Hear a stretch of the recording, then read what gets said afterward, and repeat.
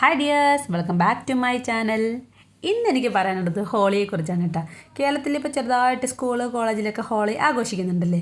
North ഇന്ത്യയിലെ ഏറ്റവും പ്രധാനപ്പെട്ട കുറേ ആഘോഷങ്ങളിലെ ഏറ്റവും മുൻപന്തിയിലുള്ള ഒരു ആഘോഷം തന്നെയാണ് കേട്ടോ ഹോളി.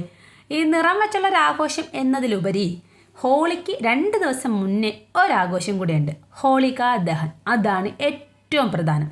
അതിനൊരു ഐതിഹ്യമുണ്ട്. ഞാൻ കരുതിയിരുന്നത് ഓണത്തിന് ആടി കളയുമല്ലോ, വീടൊക്കെ വൃത്തിയാക്കി വീട്ടിലെ സാധനങ്ങൾ വേസ്റ്റൊക്കെ എടുത്തിട്ട് കത്തിച്ച് കളയുന്ന ആ ഒരു സംഭവമാണ് ഈ ചെയ്യുന്നതാണ്. അല്ല കേട്ടോ, അതിനൊരു ഐതിഹ്യമുണ്ട്, പറഞ്ഞുതരാം. അസുര രാജാവായ ഹിരണ്യകശിപിൻ്റെ സഹോദരിയാണ് ഹോളിക. ഹോളിക അഗ്നിയെ പ്രതിരോധിക്കാനുള്ള ഒരു വരം ബ്രഹ്മാവിൽ നിന്ന് നേടിയെടുത്തിരുന്നു. വരം ദുരുപയോഗം ചെയ്താൽ വരത്തിൻ്റെ ഫലം നഷ്ടമാകുമെന്നും ബ്രഹ്മദേവൻ അറിയിച്ചിരുന്നു. ഹിരണ്യകശിപിനൊരു മകനുണ്ട്. മകൻ്റെ പേരാണ് പ്രഹ്ലാദൻ. തികഞ്ഞൊരു വിഷ്ണു ഭക്തനായിരുന്നു കേട്ടോ പ്രഹ്ലാദൻ. എന്നാൽ വിഷ്ണുവിനെ ശത്രുവായി മാത്രം കണ്ട ഹിരണ്യകശിപു സ്വന്തം പുത്രനെ കൊല്ലാൻ പല വഴികളും തേടി. അവസാനം ഒരു മാർഗം കണ്ടെത്തി. സഹോദരിയായ ഹോളികയ്ക്ക് അഗ്നിയെ പ്രതിരോധിക്കാനുള്ള കഴിവുണ്ടല്ലോ, അതുകൊണ്ട് തന്നെ ഹോളികയുടെ മടിയിൽ പ്രഹ്ലാദനെ ഇരുത്തി ഒരു ചിതയൊരുക്കി അതിൽ വെച്ചും കത്തിച്ചു.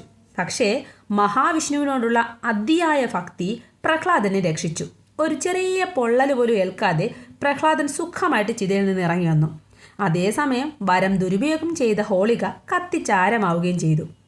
അങ്ങനെ തിന്മയുടെ മേൽ നന്മ വിജയിച്ചു. തിന്മയുടെ പര്യായമായ ഹോളിക, അതായത് തിന്മ ഈക്വൽ ടു ഹോളിക, അതാണ് അതിൻ്റെ കാര്യം കേട്ടോ. അപ്പോൾ ആ ഒരു തിന്മയെ തീയിലിട്ട് കത്തിച്ച് കളയുക, അതാണ് അവർ ചെയ്തുകൊണ്ടിരിക്കുന്നത്. ഈ വീഡിയോയുടെ ആദ്യം ഒന്ന് ശ്രദ്ധിച്ചാൽ നിങ്ങൾക്ക് മനസ്സിലാവും.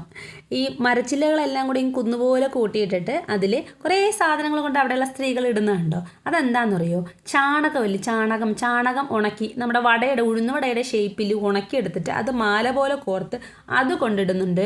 കുറേ പൂക്കൾ, കുറേ ഫുഡ് ഐറ്റംസ്, അങ്ങനെ കുറേ സംഭവങ്ങൾ ആ തീക്കകത്തോട്ട് ഇടുന്നുണ്ട് കേട്ടോ. പിന്നെ നൂല്, എനിക്കൊന്ന് ജപിച്ചതായിരിക്കാം, അല്ലെങ്കിൽ ചരടെടുത്ത് അതിന് ചുറ്റും ആ ചിത പോലെ ആ കൂന പോലെ കൂട്ടിയിരിക്കുന്നതിന് ചുറ്റും ഇങ്ങനെ ഒരുപാട് ഇഷ്ടംപോലെ നൂലിങ്ങനെ ചുറ്റി വെച്ചിട്ടുണ്ട് കേട്ടോ. ഈ സംഭവം നടക്കുന്ന ക്ഷേത്രത്തിൻ്റെയൊക്കെ ഫ്രണ്ടിലാണ് കേട്ടോ. അപ്പോൾ അവിടെ വെച്ച് ഇങ്ങനെ കത്തിക്കുന്നുണ്ട്. ഭയങ്കരമായിട്ട് അങ്ങ് തീ ആളി കത്തി. അപ്പോൾ ഞങ്ങൾക്ക് അടുത്ത് നിൽക്കാൻ ഭയങ്കര ചൂടായിരുന്നു. അങ്ങനെ ഞങ്ങൾ ചെറിയുടെ ഇടവഴിയെ കയറി ഒരു പാർക്കിലോട്ട് പോയി കേട്ടോ.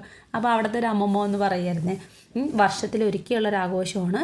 അപ്പോൾ ഇത് കത്തിക്കുമ്പോൾ ഇതിൻ്റെ ചൂട് നമ്മുടെ ദേഹത്തടിച്ച് നമ്മുടെ അസുഖങ്ങളെല്ലാം പോവും. അതുകൊണ്ട് പെട്ടെന്ന് പോയി ആ ചിതയുടെ അടുത്തോട്ട് നിന്നോണേന്ന് പറഞ്ഞു. പക്ഷെ ഞങ്ങൾക്ക് അവിടെ നിന്നിട്ട് ഒട്ടും പറ്റാതെ, അത്രയും ചൂടായിരുന്നു കേട്ടോ. പിന്നെ പഴയ ആൾക്കാർ ചിലപ്പോൾ ഈ തീ അണയ്ക്കാൻ വേണ്ടിയിട്ടായിരിക്കും വെള്ളം ഒഴിച്ചിട്ടുള്ളത്, അറിയാൻ പാടില്ല. എന്തായാലും ഇപ്പോഴും ആ രീതിയുണ്ട്. ഞങ്ങളിങ്ങനെ താഴെ നിൽക്കുമ്പോൾ തന്നെ 5ാമത്തെ നിലയിൽ നിന്ന് വരെ അവിടെ വാട്ടർ ടാങ്ക് ഉണ്ടല്ലോ, അവിടെ നിന്ന് തന്നെ ബക്കറ്റിലും വാട്ടർ ബലൂണിലും വാട്ടർ ഗണ്ണിലൊക്കെ വെള്ളം നമ്മുടെ ദേഹത്തേക്ക് ഇങ്ങ് ഒഴിച്ചു തരും കേട്ടോ.